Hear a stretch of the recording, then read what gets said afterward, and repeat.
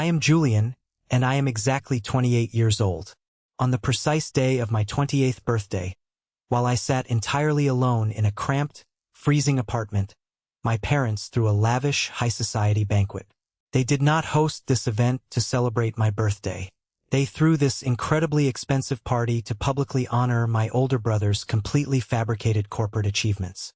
While I was nursing a cold cup of cheap coffee, completely forgotten by the very people who brought me into this world, my mother posted a massive album of 50 high-definition photos online for everyone in our city's elite circle to see. I left a simple, polite congratulations in the comments, foolishly hoping for a tiny crumb of acknowledgement. She replied instantly, pinning her comment to the very top of the social media feed for maximum visibility. She wrote, "Julian, darling, we focus our energy where the returns are best. Do not waste your breath. Some efforts are simply a waste." She called her own son a waste, humiliating me in front of hundreds of wealthy guests, real estate investors, and family friends. But there is one massive, earth-shattering thing they did not know. I was the one holding my late grandfather's real, legally binding will, along with an encrypted USB drive containing undeniable forensic evidence of their multimillion-dollar corporate fraud. And right now, as I sit here sharing this with you, my mother and brother are the ones sobbing uncontrollably, stripped of their designer clothes, begging for mercy in matching federal handcuffs. Before I tell you exactly how I let the authorities take over their highly publicized IPO and rip their empire to shreds, hit that like button if you believe in absolute, unapologetic justice. And please, let me know where you are watching from in the comments below. Now, let us go all the way back to where this nightmare actually began. It was a Tuesday in late November. It was the kind of morning where the sky is a flat, unyielding slate gray, and the winter cold seeps directly through the poorly insulated window panes of older buildings. I lived in a practical, modest one-bedroom apartment on the gritty outskirts of the city. It was the kind of place that screamed absolute self-sufficiency and strict budgeting. There was no uniformed doorman greeting me in the morning, no marble-floored lobby, no valet parking for luxury vehicles. It was just a functional living space with a tiny kitchen, a decent living room, and walls thin enough that I could clearly hear my neighbor's alarm clock every single morning. It was a space built on hard work, long hours, and careful financial planning. It was a stark, intentional contrast to the sprawling, gated estates and luxury high-rises my toxic family inhabited. My life was defined by tangible utility and quiet survival. Their lives were defined by flashy, obnoxious displays of stolen wealth. I woke up at exactly 6 a.m., my usual time, without an alarm.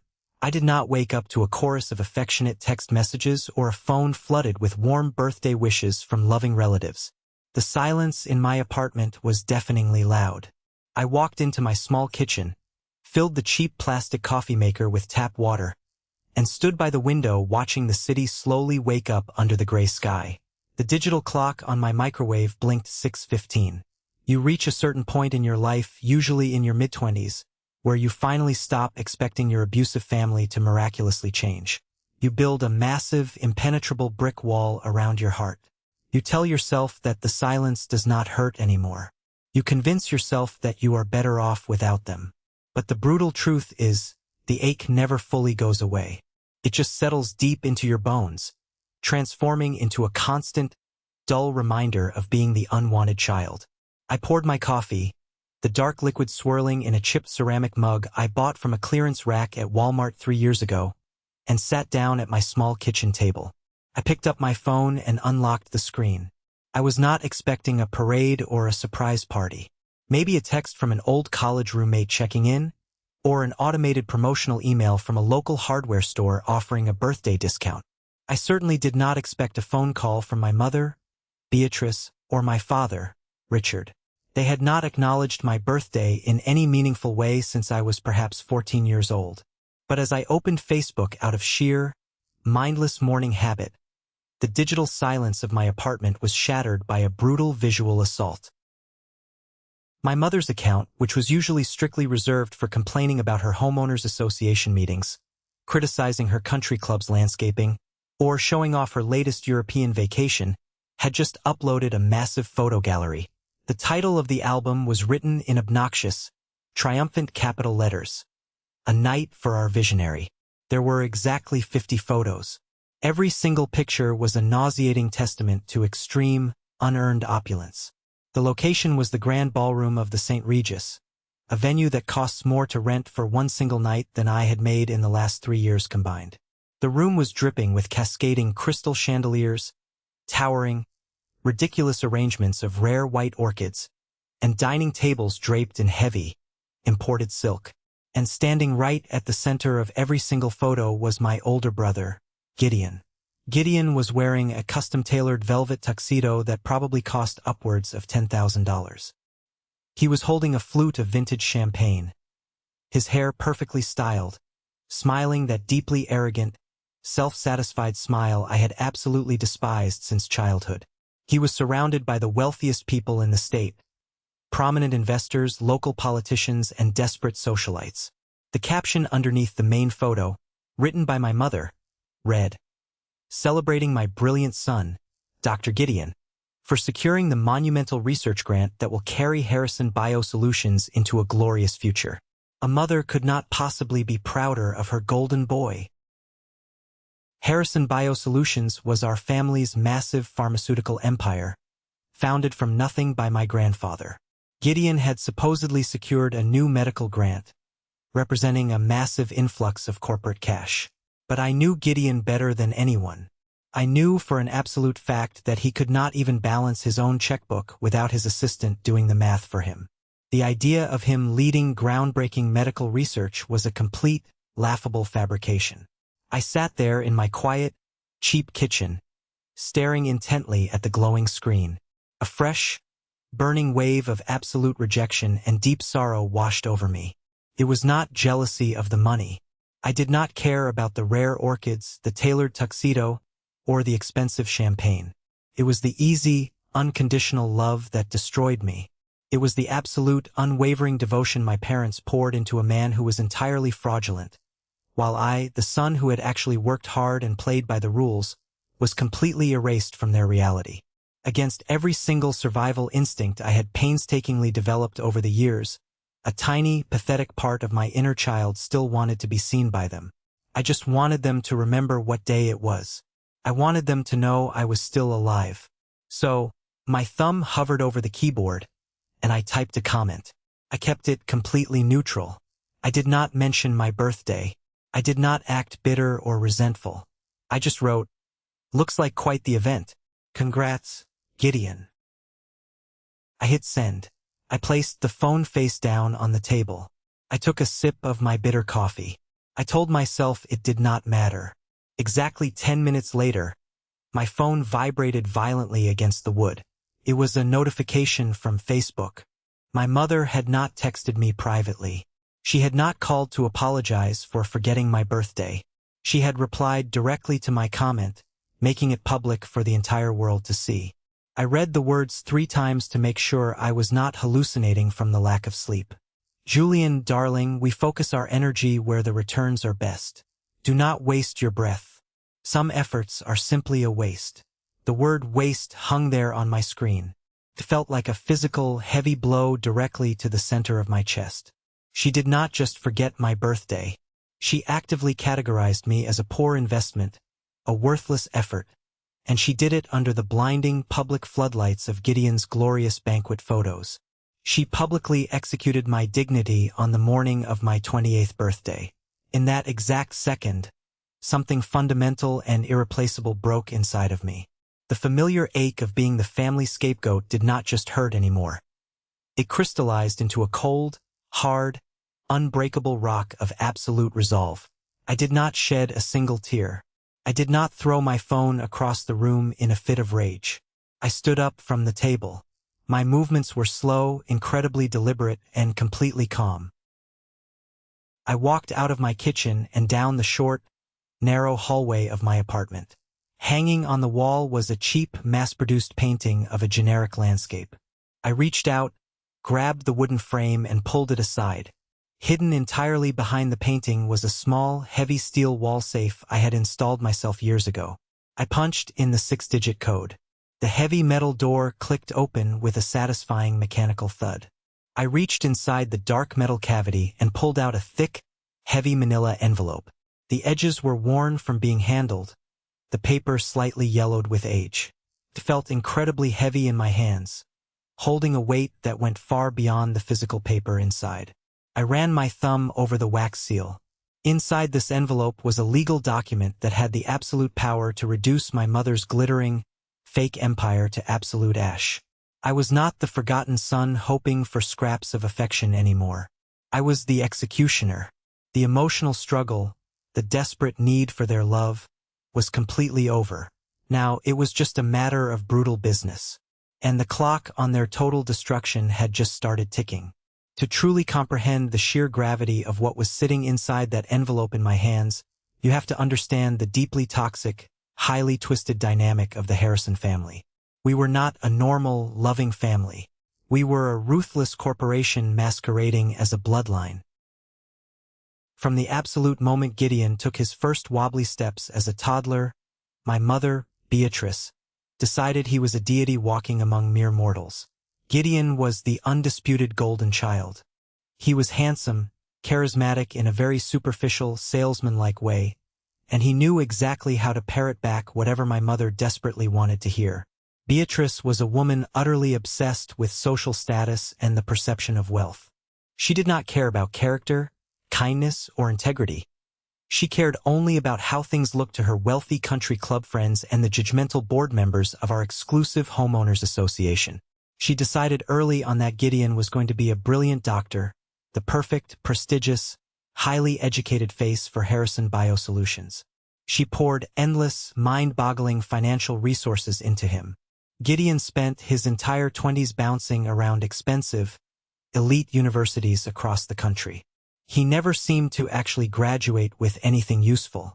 He was perpetually enrolled in some vague pre-med or advanced research program, living off a massive, seemingly bottomless college fund. He drove luxury cars that were instantly replaced the moment they got a minor scratch. He lived in luxury off-campus apartments fully funded by my parents. My father, Richard, was a weak, spineless man who simply nodded along to whatever Beatrice said, terrified of her legendary wrath. He let her run the household, the finances, and the family's social image with a terrifying iron fist. I, on the other hand, was the designated scapegoat. I was practical. I liked complex systems. I liked figuring out how things worked, how to make things incredibly efficient. I was not interested in pretending to be a medical genius just to impress my mother's friends. When I was in high school, while Gideon was being handed the keys to a brand new BMW for getting a C average, I was taking the unreliable city bus to a grueling part-time job at a local hardware store just so I could have my own spending money and buy my own clothes. The divide between us became permanently cemented during a massive Thanksgiving dinner when I was 20 years old. The dining room table at the family estate was set with imported fine china and heavy crystal glasses. My mother was holding court at the head of the table, loudly bragging to our extended family about Gideon's latest supposed medical internship at a prestigious clinic. When my uncle politely turned to me and asked what my major was in college, I sat up straight. I was genuinely proud of my path. I announced loudly and clearly that I was studying supply chain optimization and global logistics. I passionately explained how critical it was for pharmaceutical companies to flawlessly manage the distribution of temperature-sensitive medications across international borders. My mother set her expensive wine glass down on the mahogany table so hard the crystal chimed dangerously. She looked at me from across the massive roasted turkey, let out a sharp, incredibly mocking laugh, and shook her head in sheer disgust. "Julian, please," she sneered, waving her manicured hand dismissively at me. "Doctors save lives. Scientists create miracles. Supply chain managers just count cardboard boxes in a dusty, freezing warehouse. Try not to embarrass us when important people ask what you do. Know your place." The entire dining room went dead silent. You could hear a pin drop. Gideon smirked, slowly cutting a piece of meat on his plate, enjoying my humiliation. My father looked down at his lap, refusing to make eye contact with me. I sat there, my face burning hot with intense shame, realizing that to them, hard work and practical intelligence meant absolutely nothing if it did not come with a prestigious title they could brag about. But there was one person sitting at that table who did not laugh. My grandfather, Harrison. Grandpa Harrison was the formidable man who built Harrison Biosolutions from a single, struggling, leaky laboratory into a multimillion-dollar global pharmaceutical empire. He was a ruthless, brilliant, highly pragmatic engineer. Despite his immense wealth, he wore cheap, off-the-rack suits, drove a beaten-up old truck, and absolutely despised Beatrice's shallow obsession with high society and luxury brands. After that disastrous Thanksgiving dinner, Grandpa Harrison started pulling me aside. While my mother was busy parading Gideon around charity galas and country club luncheons, Grandpa would quietly invite me into his private study. His study was a sanctuary. It smelled strongly of old paper, worn leather furniture, and cherry-pipe tobacco. It was the only place in the massive family estate where I felt entirely safe and valued. He would spread out massive global logistics maps, complex shipping manifests, and dense international customs regulations across his heavy oak desk. He would look at me with sharp, highly intelligent eyes and tell me the absolute, unvarnished truth about business. "Julian," he would say, tapping a thick, calloused finger heavily on a shipping route map detailing a path from Asia to North America. "Gideon can invent a miraculous cure for aging tomorrow, but if you cannot get it from the manufacturing plant in Singapore to a retail pharmacy in Chicago without the internal temperature dropping below freezing, that cure is absolute garbage. Supply chains are the true arteries of power in this world. Do not ever let that foolish, vain woman tell you otherwise." He taught me everything he knew. He taught me about optimizing freight routes, ruthless vendor negotiations, corporate crisis management, and the meticulous art of financial auditing. He saw my true worth. He saw that I was the solid foundation, the only person in the entire bloodline who actually understood the gritty mechanics of his life's work. But 3 years ago, when I was exactly 25 years old, Grandpa Harrison passed away from a sudden massive stroke. His death completely shattered my world. His funeral was a massive, highly publicized media spectacle. The entire pharmaceutical industry showed up to pay their respects. Beatrice wore a dramatic, incredibly expensive black designer veil, sobbing loudly for the news cameras, while Gideon stood looking solemnly into the middle distance, playing the part of the grieving heir. I stood entirely in the back, near the entrance of the church, truly grieving the only family member who had ever loved me. But the real, devastating trauma happened exactly 2 days later, during the official reading of the will. We gathered in a sterile, freezing-cold conference room at a high-end, terrifyingly expensive law firm downtown. The executor of the estate cleared his throat and read the document. As the legal words filled the quiet room, my stomach completely dropped into my shoes. The will, the official publicly filed document, left the lion's share of the company stock, the massive family estate, and all crucial voting rights directly to Beatrice, alongside a massive, heavily funded trust managed entirely by Gideon. I was left a small, fixed inheritance. It was enough to buy a decent house and live comfortably, but it completely stripped me of any real power, voice, or influence within the company my grandfather built. I watched my father, Richard, nod approvingly at the terms. Beatrice and Gideon exchanged a brief look of pure, unadulterated, greedy triumph. They had won the war. They immediately took command of Harrison Biosolutions, treating the company's treasury like their own personal piggy bank and using the corporate name as a status symbol to elevate their social standing. I was pushed completely to the outer fringes of the family, practically exiled. But Grandpa Harrison was a master chess player. He was a man who always thought 5 moves ahead of his opponents. A week after the funeral, Beatrice ordered me to pack up his study. She completely refused to hire a professional moving crew for his personal items. She said it was a massive waste of money and wanted the room cleared out immediately so she could hire contractors to remodel it into a private yoga lounge. I spent 2 grueling days boxing up his old economics books, his framed blueprints, his entire life's work. Late on the second night, exhausted and covered in dust, I was packing the final cardboard box. I picked up his heavily worn, leather-bound copy of Adam Smith's The Wealth of Nations. It was his absolute favorite book. As I held it in my hands, the spine felt strangely rigid and much too thick. I ran my fingernail along the inside cover, pressing firmly against the heavy paper. I felt a slight, unnatural give. It was a perfectly concealed false panel built right into the binding. My heart started hammering violently against my ribs. I pulled the panel open. Inside, tucked away neatly, was a sealed, heavy manila envelope. I did not dare open it there. I knew the walls in that massive house had ears, and I did not trust anyone. The very next morning, I took the envelope straight to Victor, Grandpa's oldest, most trusted corporate lawyer. Victor was an old guard attorney, a man whose face was deeply etched with decades of brutal legal battles and who possessed zero tolerance for nonsense. We sat in his dimly lit office, the air thick with immense tension, as he carefully broke the wax seal with a silver letter opener. Inside was the real will. It was dated exactly 2 weeks before Grandpa died. It was fully notarized, properly witnessed, and absolutely, legally ironclad. Victor read the clauses aloud, his voice steady and grave. The document stated, in plain, undeniable legal English, that Beatrice and Gideon were completely unfit to manage the company due to severe moral bankruptcy and active financial negligence. It explicitly revoked all previous wills and testaments. And then came the shockwave that nearly knocked me out of my chair.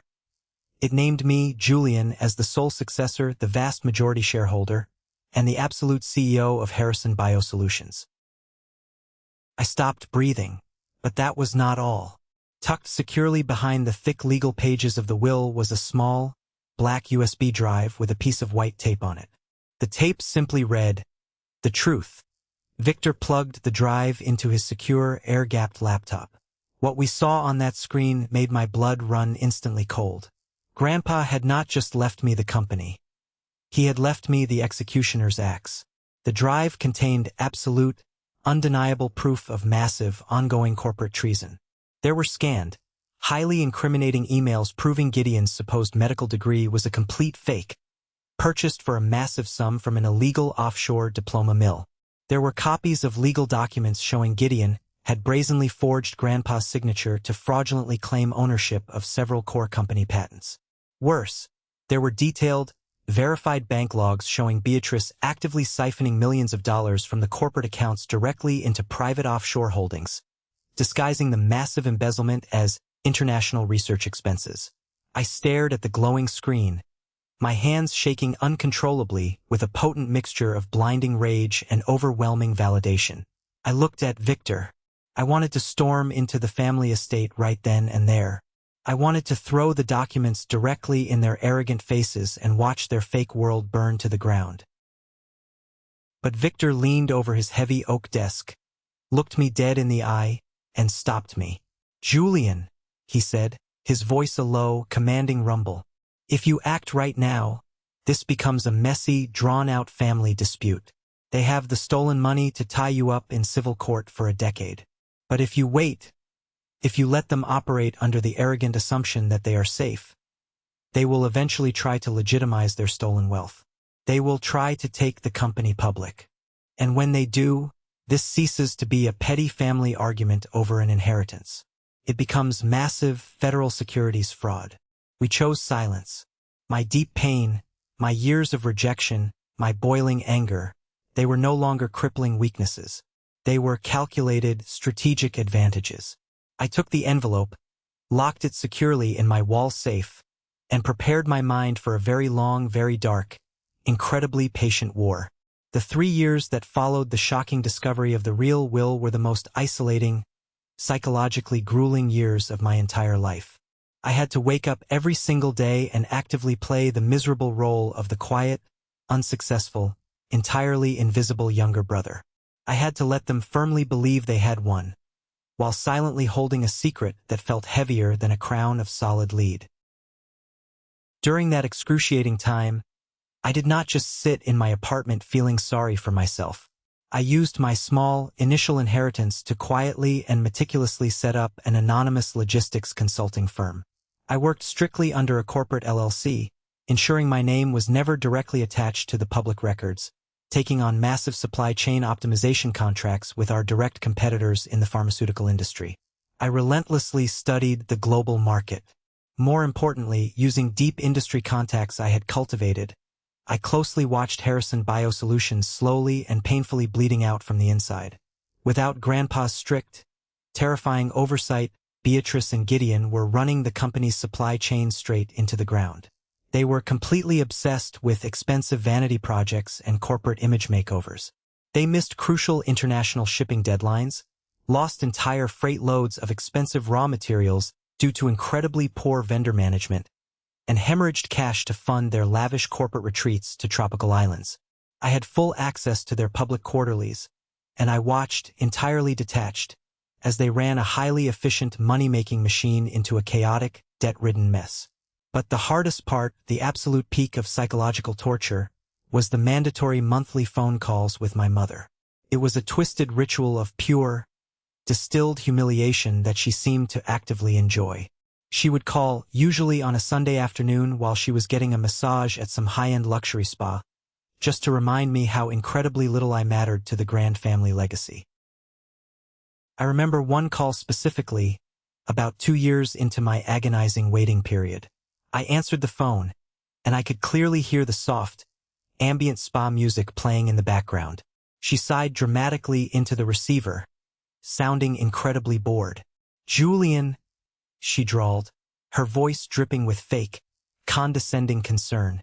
"Are you still doing that little shipping job? It must be so completely exhausting, dealing with sweaty truck drivers and dusty warehouses all day long."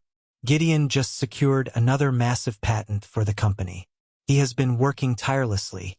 Your little salary probably barely covers the rent on that charming, tiny apartment of yours. Do you need a loan, darling? Your father and I can spot you a few $1,000s so you can buy some decent clothes. We will not tell anyone you had to beg us for it. I gripped the edge of my kitchen counter until my knuckles turned stark white and my fingernails dug into my palms. I had to bite my tongue so hard I tasted metallic blood in my mouth. I forced myself to keep my voice perfectly flat, perfectly submissive. I told her I was fine. I politely thanked her for the generous offer.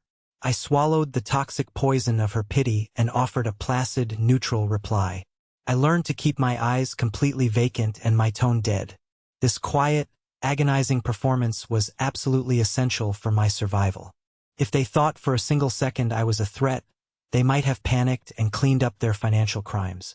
By making them believe I was an absolute nobody, they became incredibly arrogant and sloppy. Then the massive news finally broke. The exact moment Victor and I had been waiting for arrived like a deafening thunderclap. Harrison Biosolutions officially announced an initial public offering. An IPO. They were going to list the company publicly on the New York Stock Exchange. This was Beatrice's ultimate, lifelong dream. Going public would permanently legitimize her stolen control, multiply their fraudulent wealth tenfold overnight, and secure their untouchable status in the highest echelons of high society forever. It was the perfect, glittering stage for their final act of greed. It was also the exact, inescapable federal trap we desperately needed. Exactly 2 weeks before the highly anticipated IPO launch date, things started getting incredibly weird. I received a cryptic text message from an unknown number. It did not say hello. It just gave an address for a rundown, 24-hour diner located on the desolate industrial edge of town, and a specific time, 11 p.m. I drove out there, the heavy rain slicking the dark, empty streets. I walked into the diner. It smelled heavily of stale grease, cheap black coffee, and desperation. Sitting in the very back vinyl booth, wearing a dark raincoat pulled up tight, was Felix. Felix was Gideon's personal senior research assistant. He was the brilliant guy who supposedly helped Gideon with all his groundbreaking medical breakthroughs, the invisible shadow laboring behind the golden child. I slid into the booth across from him, my guard entirely up, ready for a trap. Felix looked absolutely terrified. He was sweating profusely, constantly checking the door, his hands shaking violently as he gripped his ceramic coffee mug. Without saying a single word, he reached into his coat and slid a thick, unmarked manila folder across the sticky table. He looked at me, his eyes wide with sheer panic. "Your grandfather," Felix whispered, his voice trembling so hard I could barely hear him over the rain. "He hired me exactly 5 years ago. I've been inside the operation the whole time. I report to no one but him, and now you." My mind completely short-circuited. Grandpa Harrison had not just left me the legal documents. He had planted a living, breathing, highly educated mole deep inside Gideon's operation. Felix handed over the final, devastatingly missing pieces of the complex puzzle. Inside the folder were the original, unforged laboratory documents that proved definitively that Gideon had explicitly stolen the core pharmaceutical patents from the company's actual, hard-working, underpaid scientists. There were printed internal emails where Gideon explicitly ordered Felix to falsify federal clinical trial data to rush a product to market. Felix was my ultimate inside man, and he was completely ready to testify to the SEC to save himself from going down with the sinking ship. But Beatrice was not completely stupid. She was incredibly greedy, but she possessed a feral, highly paranoid cunning. She knew an IPO meant deep, relentless financial scrutiny by Wall Street underwriters and federal regulators. She needed to make absolutely sure there were no loose ends that could derail her payday.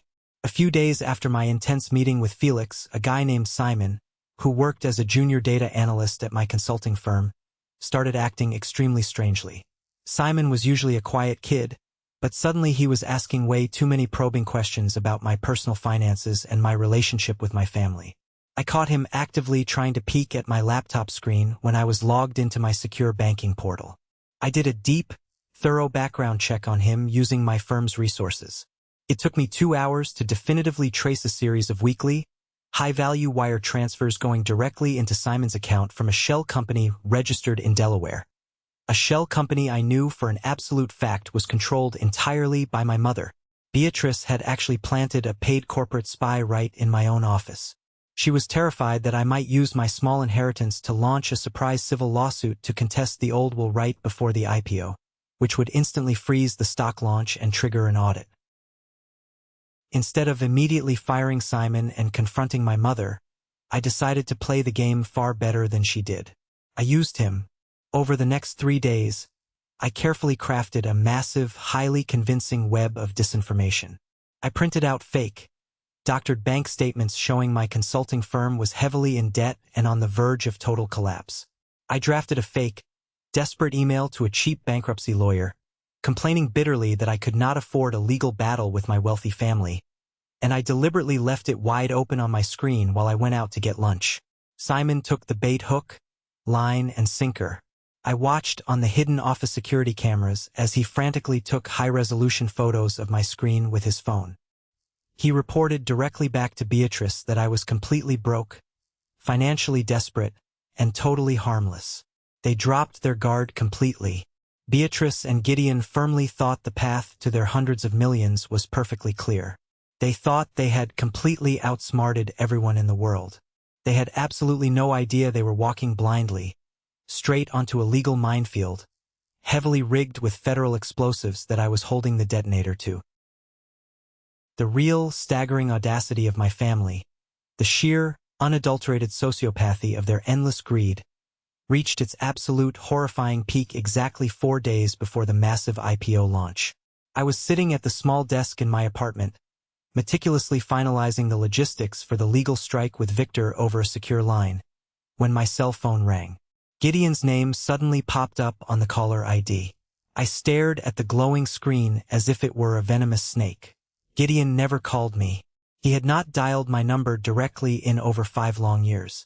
I took a deep, steadying breath, let it ring exactly 3 times to show I was not eager, and answered, keeping my voice carefully neutral and sounding appropriately defeated.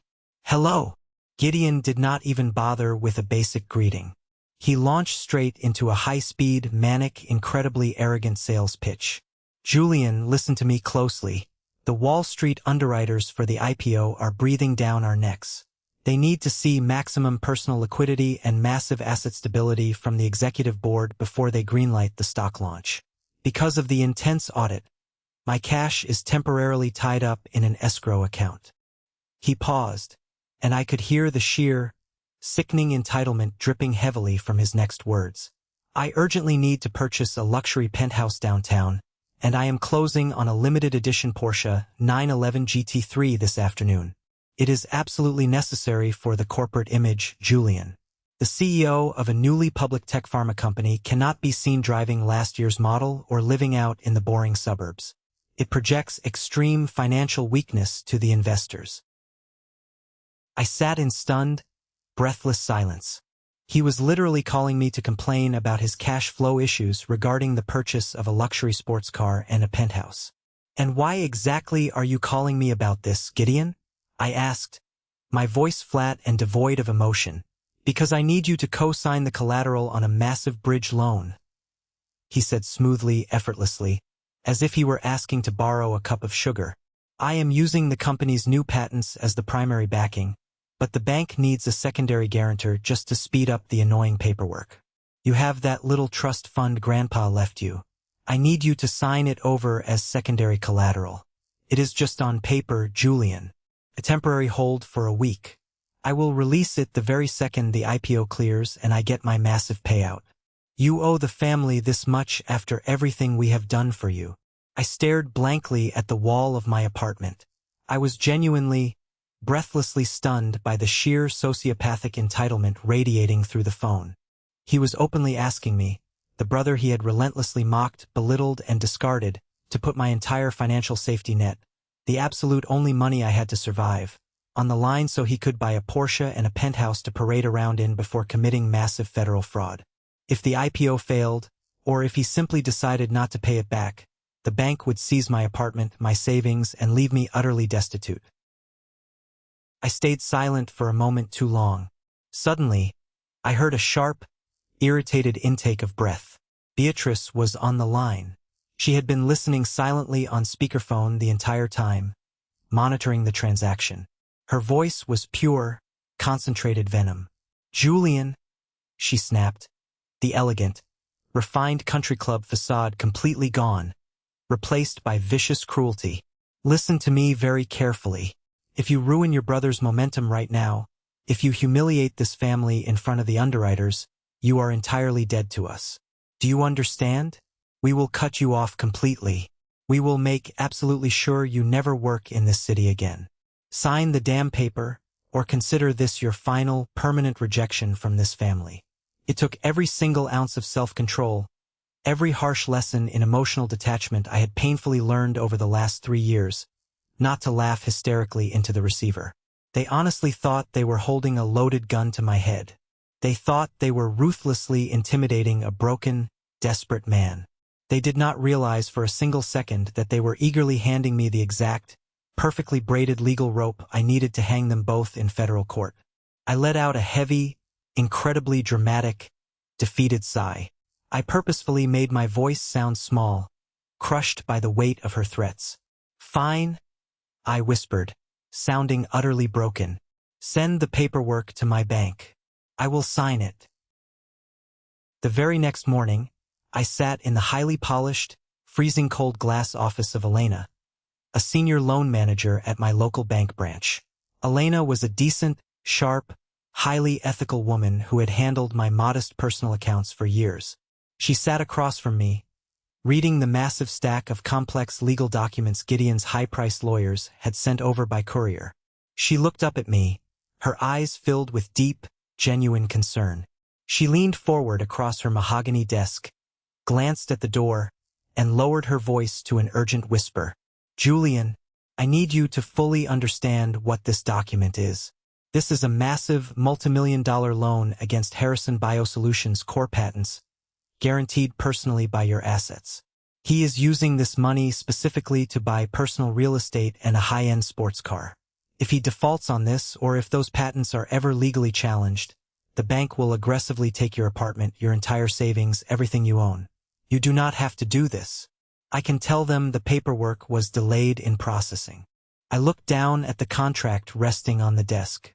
The dense legal jargon blurred together, but the underlying meaning was crystal clear. I picked up the heavy metal pen provided by the bank. I looked Elena right in the eyes. I did not look defeated or scared. I gave her a small, tight, incredibly cold smile. "Elena," I said softly, confidently, "I know exactly what I am doing. I truly appreciate your concern, but I need to sign this." I pressed the pen firmly to the paper and signed my name. I walked straight out of the bank, got into my car, and drove directly to Victor's law office downtown. I marched past his secretary without stopping and dropped a certified copy of the freshly signed collateral agreement directly onto his massive oak desk. Victor stopped typing on his computer. He adjusted his reading glasses, picked up the thick document, and carefully read the clauses. As his eyes scanned the page, a slow, incredibly dangerous, terrifyingly satisfied smile spread across his weathered face. By aggressively forcing me to sign that specific document, Gideon and Beatrice had made a fatal, impossibly arrogant error.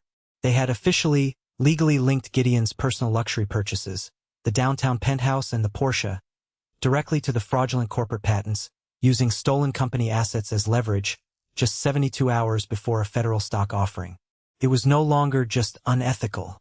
It was the absolute textbook definition of active wire fraud, embezzlement, and a federal conspiracy to defraud investors.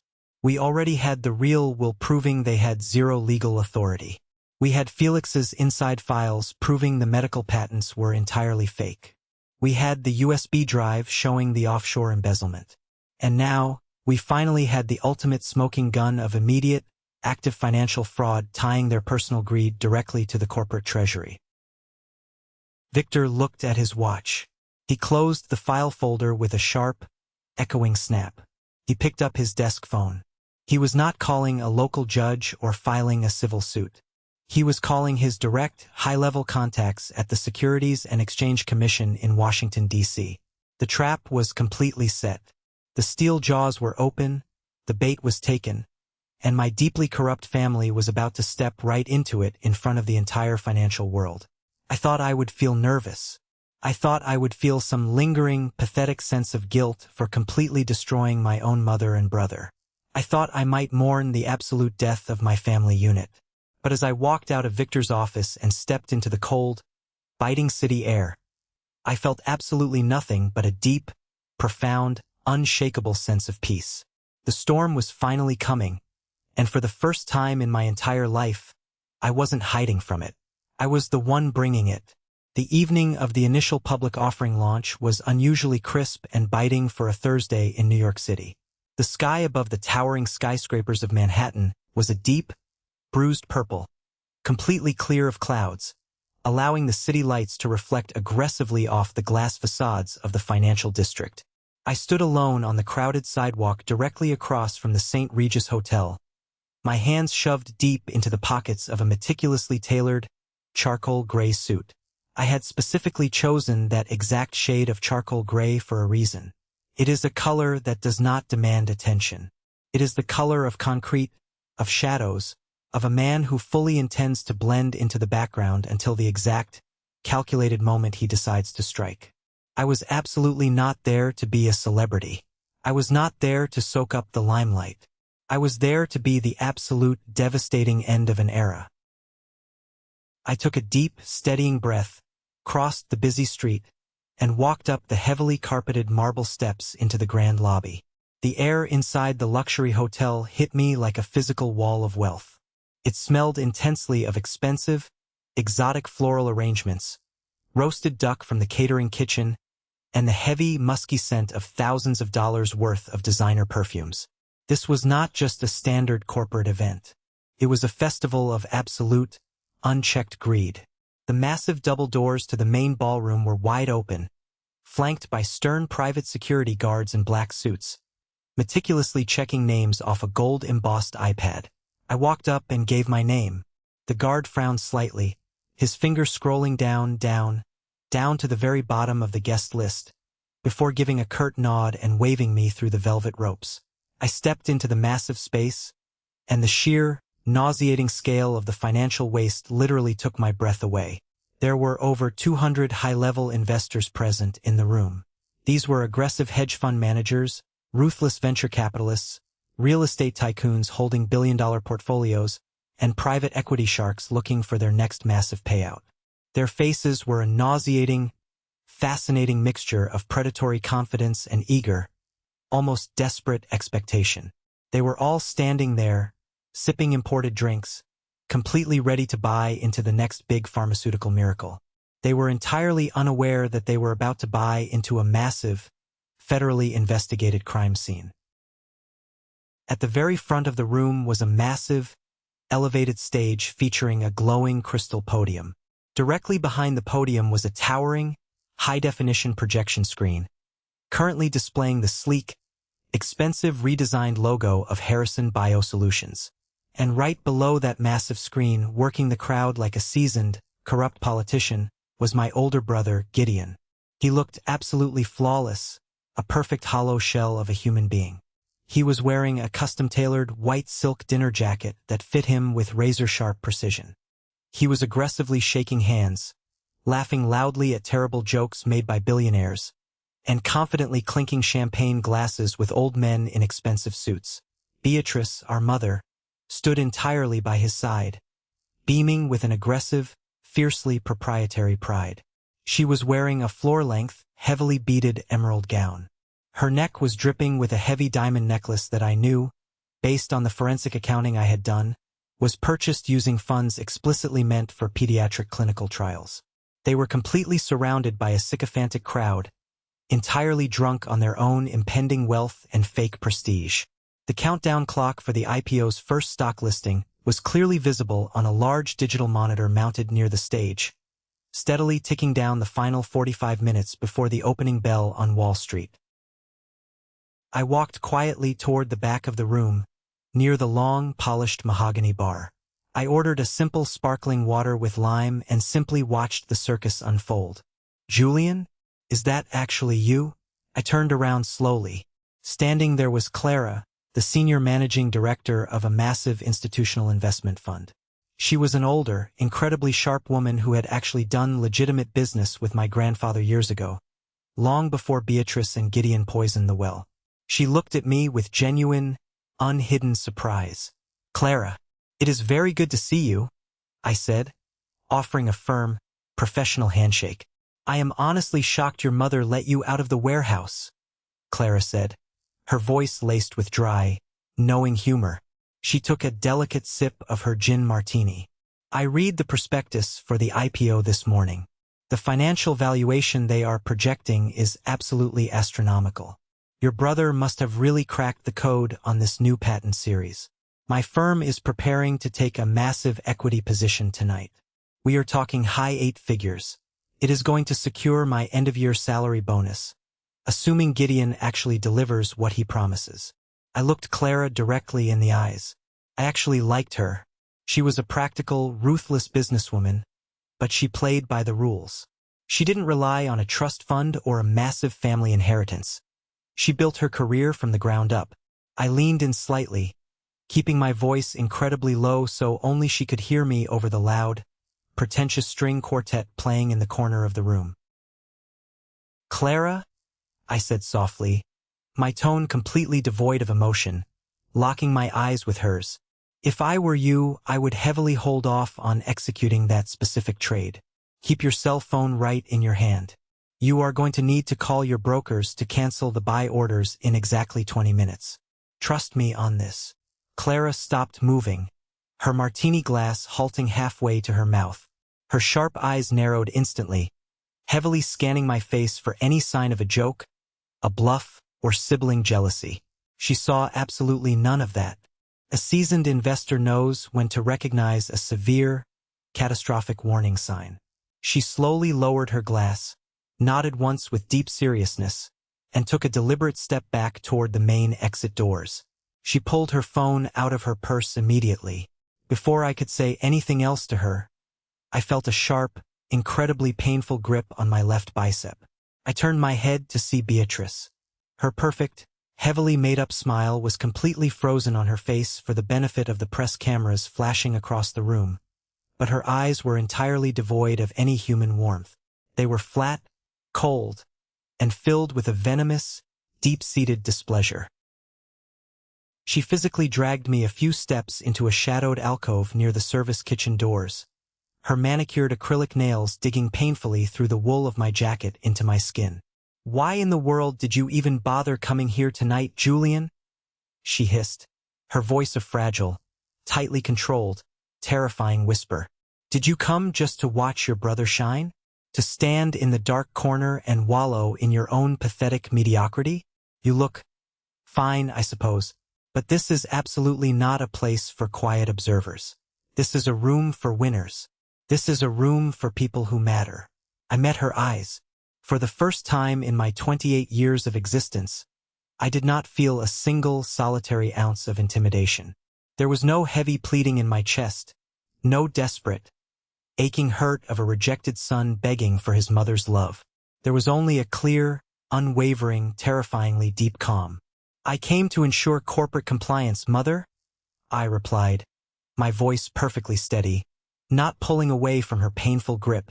"As a legacy shareholder, regardless of the insulting size of my trust fund, I have a fundamental, undeniable legal right to observe the proceedings of a public stock offering." She scoffed loudly, a harsh, ugly, guttural sound that completely broke her elegant, high society facade. Always such a tedious, boring, small-minded logician. Always sitting there counting the pennies while the real men make the millions. "Listen to me very carefully. Do not speak to the financial press. Do not speak to the investors. Go stand in the back corner by the kitchen doors and do not embarrass this family tonight. We are about to be untouchable." She abruptly released my arm, turned her back on me dismissively, and practically glided back toward the brightly lit center of the room to join Gideon. I watched her go, feeling the solid, comforting weight of my cell phone buzzing in my jacket pocket. I pulled it out. I had just received a secure text message from Victor, my lawyer. Contained exactly 2 words. "In position." Right on cue, the string quartet abruptly stopped playing. The heavy, ornate ballroom lights dimmed significantly, casting a dramatic, glowing white spotlight directly onto the crystal podium on the stage. A heavy hush fell over the 200 billionaires and millionaires in the room.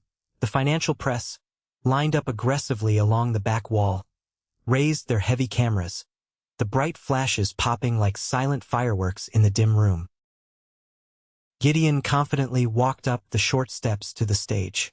He adjusted his expensive silk jacket, gripped the edges of the crystal podium, and looked out over the massive sea of immense wealth. He flashed his signature, bright, completely hollow $1 million smile.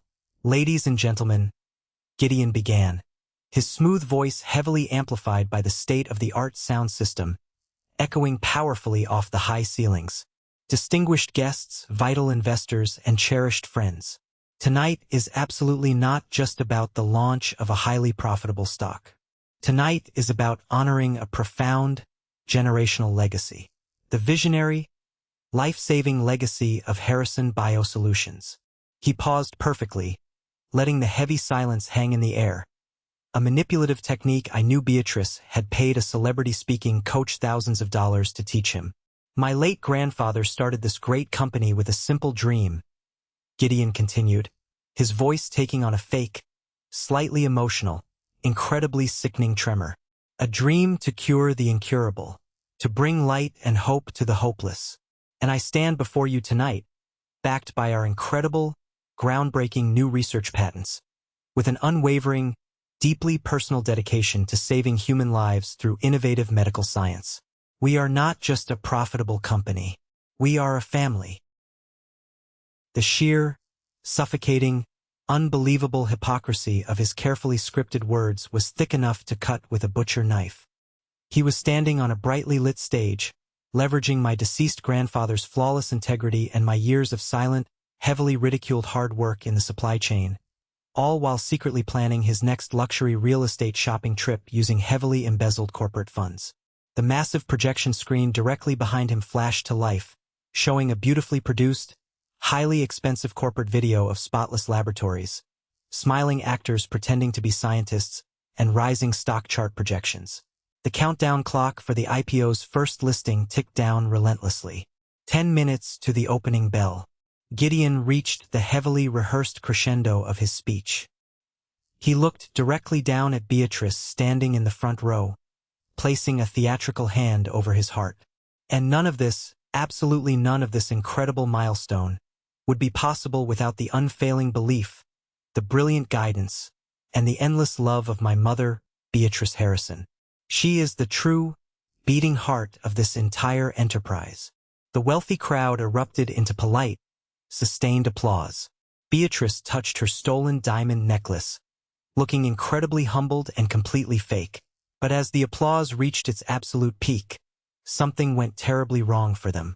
The microphone on Gideon's crystal podium suddenly let out a sharp, ear-piercing, agonizing screech of audio feedback. The crowd winced collectively, billionaires covering their ears in pain. Gideon aggressively tapped the microphone, looking highly annoyed and glaring at the audio technicians in the back of the room. Then, a sudden, booming, highly authoritative, incredibly deep voice cut entirely through the heavy air of the ballroom. It did not come from the stage. It came from the main entrance doors. I must legally interrupt this proceeding immediately, acting on behalf of the verified, legal estate of Harrison Biosolutions. Every single head in the massive room snapped toward the back doors. The sea of wealthy investors parted instinctively, like the Red Sea. Standing there in the doorway, flanked by 4 heavily built men in dark, highly conservative federal suits, was Victor. My grandfather's lawyer looked incredibly imposing. His silver hair caught the chandelier light, his posture was perfectly straight, and he carried a thick, battered leather briefcase. The 4 men standing closely beside him did not look like standard hotel security guards. They wore coiled earpieces, their eyes constantly scanning the room, and the subtle, unmistakable bulge of standard-issue federal sidearms was clearly visible under their suit jackets. Gideon's jaw dropped completely open. He completely forgot his heavily rehearsed script. He gripped the edges of the podium, his knuckles turning white, staring at the back of the room in sheer, unadulterated confusion. Beatrice instantly rushed to the very edge of the stage, her face twisting violently into a horrifying mask of pure, unadulterated fury. "This is an absolute, unforgivable outrage," she screamed at the top of her lungs, her voice echoing horribly without a microphone. "Get out of here, Victor. Security. Remove this man immediately. This is a private, highly secure corporate event. You are ruining everything." Victor completely ignored her screaming. He walked slowly, heavily, and deliberately down the center aisle of the ballroom, the federal agents matching his exact pace. One of the agents quickly stepped over to the main audio control board, flashed a solid gold badge to the terrified hotel technician, and aggressively handed Victor a wireless microphone. "An emergency federal injunction has been officially filed and executed by a federal judge to halt this initial public offering immediately." Victor's deep voice boomed through the massive speakers, completely drowning out the rising, panicked murmurs of the confused crowd. The current board of directors, and specifically the 2 principal acting members standing on this stage, have been operating under the entirely fraudulent assumption that the company's legal ownership structure is valid. I am here tonight, fully backed by federal law enforcement authorities, to present the final, legally binding will and testament of the late founder. Beatrice let out a harsh, brittle, incredibly ugly laugh that sounded almost entirely unhinged. She pointed a shaking, manicured finger at Victor. "You are completely out of your mind. The old will was legally executed 3 years ago, you senile old fool. I own this company. I am the majority shareholder. You have no power here." Victor stopped right in front of the stage, looking directly up at the woman who had terrorized our family for decades. He looked at Beatrice, his face entirely blank, devoid of any pity. "No, Beatrice," Victor said coldly, his voice echoing through the room. "You absolutely do not." At that exact, heart-stopping moment, the massive, highly produced corporate video playing on the giant projection screen behind Gideon suddenly dissolved into violent static. The audio technician, sweating profusely and strictly following the direct orders of the federal agent standing ominously over his shoulder, forcefully switched the main video feed. The massive screen flickered brightly, and suddenly, A high-resolution scan of a highly complex legal document towered 20 feet high over the entire ballroom. It was the real will.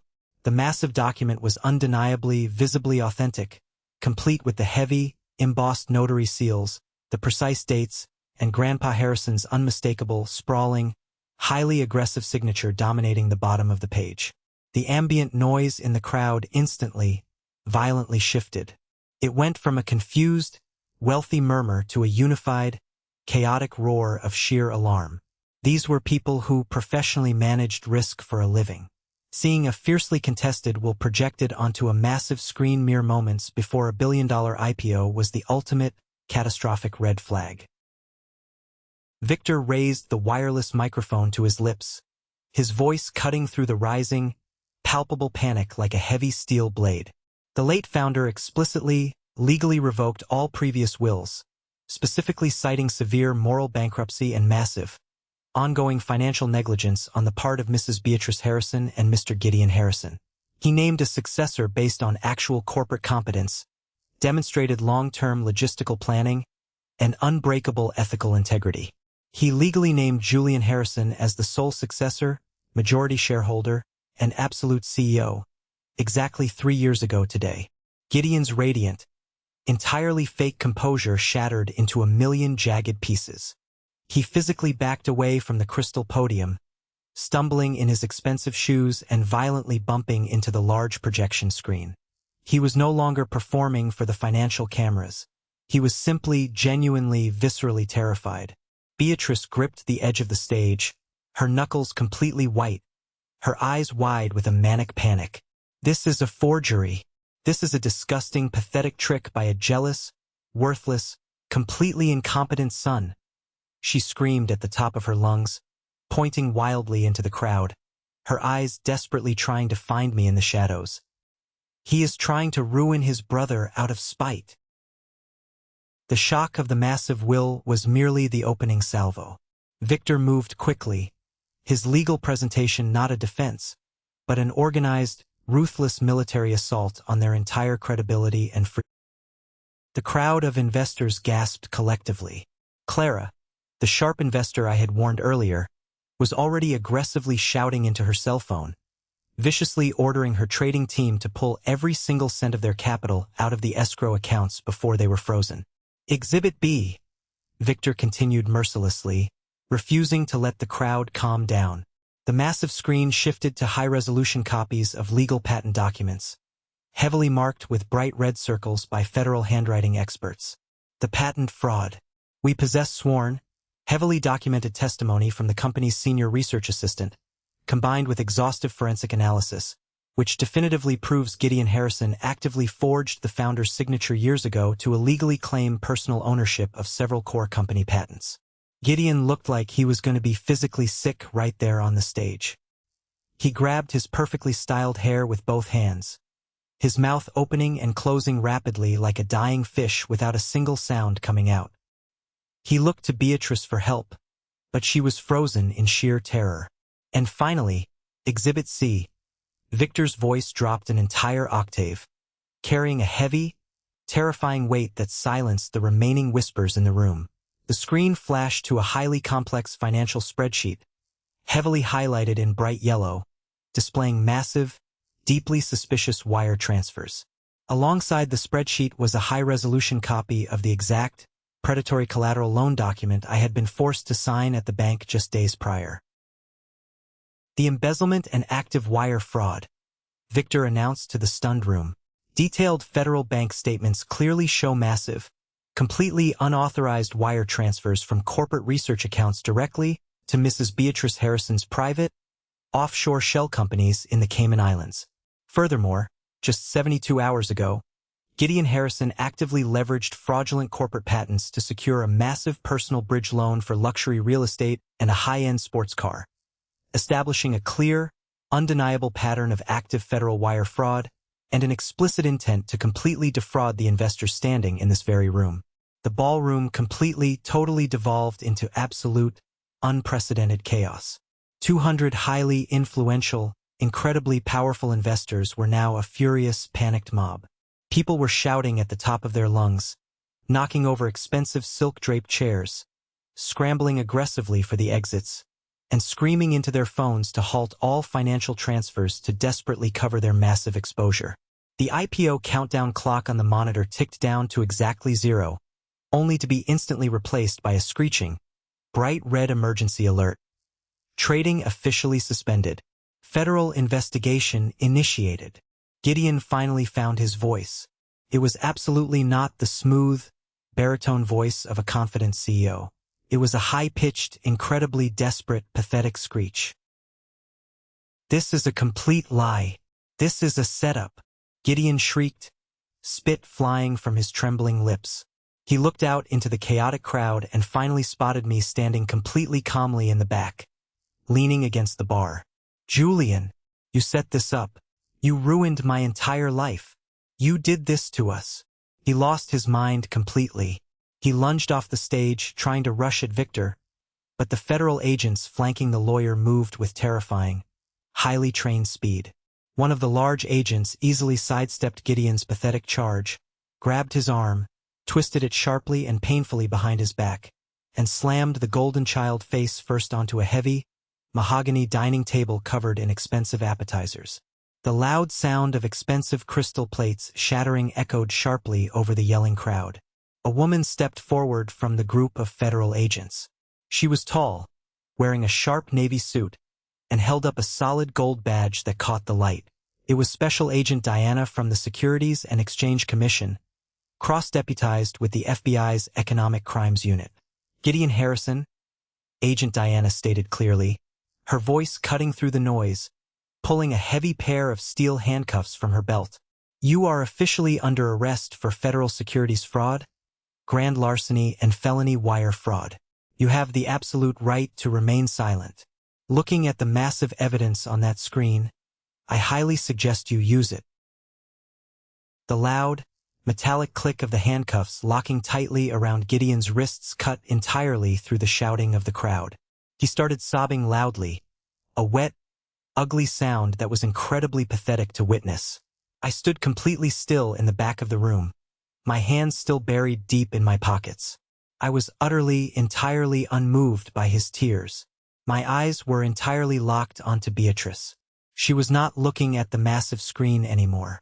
She was not looking at her precious golden child being heavily restrained on a table covered in ruined food. She was looking directly at me across the massive, chaotic, ruined room. Her face was a horrific mask of utter, complete, devastating realization. The heavy, expensive makeup could not hide the sheer, unadulterated terror rapidly settling into her bones. She was finally realizing that the quiet, incredibly insignificant son she had relentlessly ridiculed for years, the son she had actively tried to destroy just days ago with a brutal collateral loan, was the absolute, brilliant architect of her total destruction. She realized, with crushing clarity, that I had held the detonator for 3 long years, and I had patiently, methodically waited for her to build the biggest, most public stage possible before I finally pressed the button. There was absolutely no triumph in my heart. There was no joyful, jumping celebration of revenge. There was only a desolate, incredibly heavy, satisfying calm. They were finally seeing me. They were truly seeing me for the very first time in their miserable, shallow lives, and they were viewing me entirely through the brutal lens of their own absolute public destruction. The 2 other agents moved quickly up onto the stage and approached Beatrice. She instinctively took a step back, her expensive heels catching on the stage carpet, almost tripping. "Beatrice Harrison," the second agent said firmly, producing another heavy set of handcuffs. "You are under arrest for federal embezzlement, conspiracy to commit massive corporate fraud, and money laundering. Turn around and place your hands firmly behind your back." Beatrice, a vicious woman who usually commanded absolute obedience and terror from everyone in her life, suddenly looked like a terrified, incredibly frail, very old woman. She did not fight. She did not scream. She slowly turned around, the heavy emerald gown shimmering under the harsh stage lights, and let the cold steel lock tightly around her wrists. The grand climax of the evening was far less of a dramatic, drawn-out fight and much more of a highly efficient, decisive, completely unavoidable legal execution. The opulent ballroom of the St. Regis Hotel, which only 20 short minutes ago had been a glittering monument to their unchecked, arrogant greed, was now an active, highly chaotic, heavily secured federal crime scene. The wealthy investors had mostly fled the room in sheer panic, leaving behind overturned chairs, heavily spilled vintage champagne, and a heavy, suffocating silence broken only by the sharp crackle of police radios. The financial press, however, had stayed exactly where they were. Their massive cameras were flashing wildly, furiously capturing every single agonizing, humiliating second of the golden child and the high society matriarch being paraded in federal restraints. Tomorrow morning, this incredibly humiliating scene would be the absolute front page of every single major financial newspaper and gossip tabloid in the entire country. The stark contrast between Gideon's pristine, tailored image and the brutal, gritty reality of federal criminal charges was an absolute, highly lucrative gift to the tabloids. Agent Diana and her federal partner began forcefully leading Beatrice and Gideon down the center aisle of the ballroom, heading straight toward the main exit where heavily marked federal vehicles were waiting outside in the cold night. I stood my ground near the mahogany bar. I did not move an inch out of their way. As they were heavily escorted past me, Gideon kept his head firmly down, sobbing quietly into his chest, the absolute picture of a broken, cowardly, pathetic man who had finally been violently stripped of his mother's endless protection and his fake college fund. But Beatrice suddenly stopped walking. She physically dragged her feet, pulling incredibly hard against the federal agent's firm, unyielding grip, and forcefully caused them to halt right in front of me. She looked me dead in the eye. Her perfect, heavily styled hair was now a complete mess, falling into her face. Her massive diamond necklace looked incredibly heavy, completely absurd, and entirely out of place on a woman wearing federal handcuffs. Her voice was no longer the sharp, venomous, condescending whip it usually was. It was a fragile, incredibly pathetic, heavily shaking whisper. "Julian, please," Beatrice begged, tears finally spilling heavily over her thick mascara, leaving dark, ugly tracks down her heavily powdered cheeks. "Please. We are your family. We are your blood. We gave you a life. We fed you. Please stop this right now." I leaned in slightly, keeping my posture perfectly straight, my hands relaxed completely at my sides. My voice was quiet, almost entirely lost in the din of the radios and the rapid, blinding flashing cameras. But I made absolutely sure she heard every single syllable clearly. "You taught me to carefully count the returns, Mother?" I said, echoing the exact, cruel words she had typed to me on Facebook that very morning, humiliating me on my birthday. "You told me to never waste my precious effort on a bad investment." Well, I heavily audited the accounts. And this right here, handcuffs and prison, this is the direct, unavoidable consequence of your terrible investment. I did not blink. I did not flinch. I watched completely, utterly impassively as the agent forcefully pulled her forward by the arm. She let out a soft, broken, utterly devastated sob and stumbled clumsily toward the exit. They were taken quickly through the grand lobby, out into the freezing night air, and shoved into the back of police cruisers with flashing red and blue lights. The two arrogant, deeply toxic people who firmly believed that I, Julian Harrison, was a total waste of space, were now being heavily escorted away to federal holding cells. I did not swoop in to save them. I did not offer them a financial lifeline or a highly paid lawyer. I let the authorities completely take over, exactly as my grandpa Harrison had intended when he hid that envelope so many years ago. The weeks immediately following the disastrous IPO launch were a relentless, exhausting media storm and a massive, deeply complicated corporate nightmare. The press went absolutely wild over the Harrison Biosolutions fraud. Reporters camped aggressively outside my cheap apartment building day and night, desperately trying to get an exclusive statement from the forgotten, heavily abused son who had brilliantly orchestrated the greatest corporate coup of the decade. I did not give a single interview to any of them. I quietly packed up my cheap apartment, officially broke my lease, and formally thrust myself entirely into the demanding role of absolute CEO. I moved my belongings directly into Grandpa Harrison's old, massive corner office at the corporate headquarters. It was a large, highly traditional space, paneled in dark, rich wood and incredibly, wonderfully quiet. My very first, aggressive executive action was to legally execute the real will through the probate courts, securing my absolute legal custody over the company's assets. My second action was to aggressively, ruthlessly fire every single corrupt board member, useless vice president, and overpaid consultant that Beatrice had nepotistically installed over the last 3 years. I brought in Victor as my chief legal counsel, doubling his salary, and officially promoted Felix to vice president of research and development. I did not have any time for victory laps, celebrating, or deep emotional processing regarding the loss of my family. I had to desperately, rapidly save the massive company my grandfather had built before the terrified bank creditors tore it apart entirely. Harrison Biosolutions was in absolute, catastrophic shambles. Gideon's fake patents were entirely worthless, resulting in massive, multi-million-dollar fines from the FDA that I had to heavily negotiate down. Beatrice's extreme, reckless financial mismanagement had left us heavily hemorrhaging cash, defaulting on basic vendor payments for crucial supplies. The corporate treasury was nearly empty. But this is exactly where the golden child would have failed miserably, and where the scapegoat thrived. The only thing that kept the entire massive empire afloat during those dark, incredibly stressful months was my highly practical, heavily ridiculed knowledge.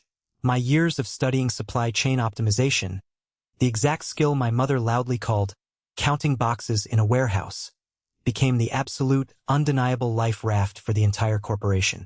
I personally oversaw the complex, massive global restructuring of our entire logistics network. I aggressively cut warehouse waste by 40%. I ruthlessly renegotiated heavy shipping contracts with our international vendors, and ensured that the actual, highly valuable, life-saving medications the company legitimately produced kept moving efficiently and safely to hospitals and pharmacies around the entire world. I heavily optimized the complex shipping routes. I rapidly fixed the dangerous cold chain storage failures Gideon had completely ignored for years. I was the manager who counted the boxes. And those boxes, delivered perfectly on time and heavily under budget, literally saved a billion-dollar company from total, absolute bankruptcy. It took 6 grueling, exhausting, completely sleep-deprived months to fully stabilize the company's finances and restore investor confidence. During that incredibly stressful time, I basically lived in the corporate corner office, sleeping on a leather couch. Late one night, around 2 a.m., the massive corporate building was completely empty and dead silent. I was sitting at Grandpa Harrison's massive oak desk, exhausted to my very core, sifting through the bottom drawers just to clean them out and organize my files. Way in the back of the heavy bottom drawer, completely hidden beneath some old, dusty hanging file folders, my hand brushed against something soft. I pulled it out. It was a small, heavy velvet pouch. I slowly opened the tight drawstring. Inside the pouch was a modest, heavy, antique brass pocket compass. It was heavily scratched and visibly worn from years of use. Tucked neatly around the brass compass was a small, folded piece of thick, high-quality stationery paper. I carefully unfolded the paper. It was a deeply personal, handwritten note from Grandpa Harrison, written in his sharp, slightly slanted handwriting. The note simply read, "Julian, you were never the spare part. You were never a disappointment. You were always the strong foundation. I needed you to stand strong enough to hold the immense, crushing weight of the truth when the time finally came. I deeply, truly apologize for the necessary, heavy burden of your long silence. I know it hurt you. Use this compass to always find your true north in this messy world. I am incredibly proud of you, my boy." I sat entirely alone in the quiet, massive office, holding the small piece of paper in trembling hands. For 3 long years, I had held my emotions completely in check. I had been a cold machine, a calculating, relentless instrument of corporate justice. I had not allowed myself to feel the pain of my family's betrayal. But reading those words, the absolute, undeniable validation from the only man in my life I truly respected, completely and utterly broke the dam. Heavy, racking tears finally came. I sat at the massive oak desk and wept into my hands. They were absolutely not tears of sadness or regret for destroying my mother and brother. They were tears of deep, profound recognition and incredible, overwhelming relief. He saw me. He truly, deeply validated me. The toxic, abusive family I legally lost was absolutely not worth having. But the company I gained, the massive legacy I was now fiercely protecting, was not just about corporate wealth. It was my ultimate validation as a human being. A few weeks later, the harsh, unforgiving legal reality finally crashed down heavily on my mother and brother. Victor came walking into my office, carrying a thin, heavily stamped legal file. He sat down across from me, looking incredibly serious and deeply exhausted. "Julian," Victor said heavily, opening the file and sliding a document across the desk. "I just received a call from the federal public defenders legally appointed to represent Beatrice and Gideon. As you know, their accounts are entirely frozen, so they cannot afford private counsel. The federal prosecutors have them absolutely dead to rights on the wire fraud, the massive embezzlement, and the numerous securities violations. There is no escape for them. So what do they want from me?" I asked coldly, not looking up from a highly complex quarterly logistics report I was reviewing. "They are desperately begging for a plea deal," Victor replied, sighing. "They are offering to plead guilty immediately to lesser, non-violent corporate misdemeanors to completely avoid federal prison time. However, the federal prosecutors will only accept the plea deal if you, as the acting CEO and primary victim of the fraud, formally agree to entirely withdraw the parallel civil lawsuit we filed against them, which is currently aggressively going after their remaining personal assets to recoup the stolen corporate funds." Victor leaned back in his leather chair, steepling his fingers. "Basically, Julian, if you drop the civil lawsuit and tell the feds you want extreme leniency for your family, they walk away with heavy probation and get to keep a small fraction of their hidden money. If you refuse to sign off on the deal, they go to federal prison for a minimum of 10 tough years." I put my pen down on the desk. I looked at the antique brass compass resting next to my computer monitor, the needle always pointing true north. I thought deeply about the humiliating Thanksgiving dinner. I thought about the cruel Facebook post calling me a waste on my birthday. I thought about the arrogant, deeply sociopathic demand for me to risk my entire life and savings so Gideon could comfortably drive a Porsche. My direct instruction to Victor was incredibly simple, heavily delivered without a single ounce of rancor or hesitation. "Absolutely no deal," I stated clearly. Victor raised a silver eyebrow. "Are you entirely sure, Julian? It is a massive, permanent line to cross. You are officially sending your own mother and brother to a federal penitentiary." "They crossed that line themselves?" I told Victor, my voice perfectly steady and resolute. "They actively, willingly committed the crimes. They aggressively stole from this company, they heavily stole from the innocent investors, and they repeatedly tried to steal from me. I am not punishing them, Victor. I am simply refusing to save them from the massive, blazing fire they intentionally started. I am choosing legal clarity over toxic blood." That specific choice felt like the final, deeply necessary severance of a rotting, infected limb. I wasn't being cruel. I was simply being entirely clear about my personal boundaries. A full, highly productive year has passed since the explosive night of the IPO. I am now exactly 29 years old. Harrison Biosolutions is incredibly, massively profitable again. We are entirely focused on supply chain efficiency, highly ethical clinical practices, and actually delivering life-saving medicine to the people who need it. The hungry press is long gone. The massive scandal is slowly fading from the public memory, entirely replaced by glowing, highly complimentary stories in financial magazines about our miraculous, unprecedented corporate turnaround under a young, practical CEO. This time, for my 29th birthday, I actually planned a dinner. It was absolutely not a lavish, ridiculous, highly publicized banquet at the St. Regis. It was an intimate, highly sophisticated, quiet dinner hosted right in my corporate office. I simply ordered takeout from a great local Italian place. The only people invited were Victor, Felix, Clara from the investment firm, and the core executive team I had personally, carefully rebuilt from the ground up. These were incredibly loyal people who valued hard truth, actual corporate competence, and relentless hard work over flashy titles and fake medical degrees. They raised their wine glasses and enthusiastically toasted me, not as the wealthy, lucky heir to a fortune, but as the highly practical CEO who literally saved their jobs and legally secured their futures. After they all went home, I sat entirely alone in the quiet office, looking out the massive windows at the glittering city skyline. I pulled out my phone and scrolled deep into my photo archives. I found a screenshot of the old Facebook post from exactly a year ago. The picture of Gideon's opulent, completely fake party, and the deeply biting, cruel comment from my mother, "Waste." I looked at the harsh word, and I smiled a small, tired, but incredibly genuine smile. That single word only defined their deeply flawed, incredibly toxic perception of me. It never defined my actual, undeniable reality. I did not succeed despite their years of brutal scorn. I succeeded entirely, completely because of it. Their aggressive rejection forced me into the shadows, where I quietly mastered a complex skill set that eventually became absolutely indispensable. They desperately looked for glamour. I quietly, heavily built the entire infrastructure.